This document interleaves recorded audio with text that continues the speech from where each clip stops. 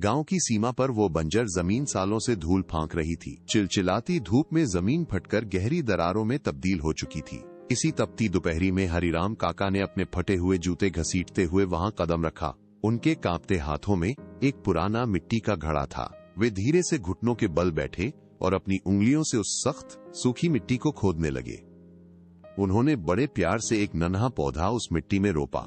जैसे ही उन्होंने पानी की एक बूंद डाली, वो तपती जमीन पर गिरते ही भाप बनकर उड़ गई। लेकिन काका की आंखों में एक अजीब सी चमक थी। उसी शाम उन्होंने घर के कोने में अपना घड़ा रखा और फिर से उसी जगह जाकर मिट्टी को सहलाया, जैसे किसी सोते हुए बच्चे को थपथपा रहे हों। रात के सन्नाटे में किसी क्रूर हाथ ने उन नन्हे पौधों को उखाड़कर फेंक दिया। जब सुबह सूरज की पहली किरण के साथ हरिराम काका वहां पहुंचे तो उन्हें सिर्फ मुरझाई हुई जड़ें मिली। उनकी उंगलियां थरथराईं और कलेजा मुंह को आ गया। उन्होंने बिना किसी को कोसे उन मुरझाए पौधों को उठाया और अपनी छाती से लगा लिया। बिना एक शब्द बोले उन्होंने फिर से उसी जगह पर नए बीज डाल दिए। तभी एक छोटी गुड़िया उनके पास आई। उसने काका के पसीने से लथपथ चेहरे को देखा और मासूमियत से पूछा, वो काका, आप कभी इस पेड़ की छांव में नहीं बैठ पाओगे, फिर आप ये सब क्यों कर रहे हैं?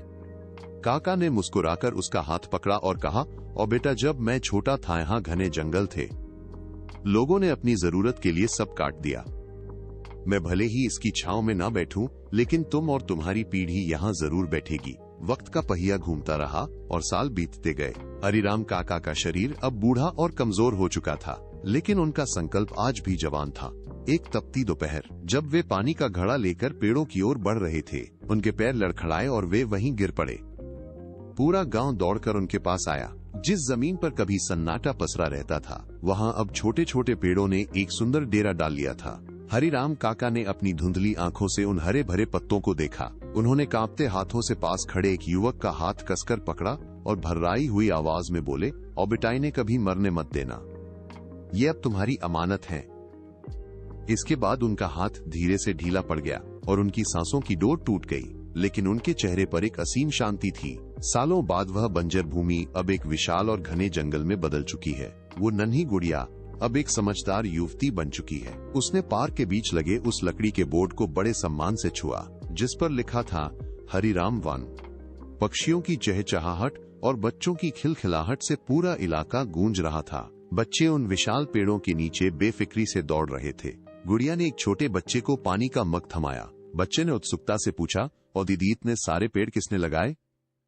गुड़िया ने हवा में पेड़ों की सरसराहट सुनी, जैसे काका कहीं आसपास ही मुस्कुरा रहे हों।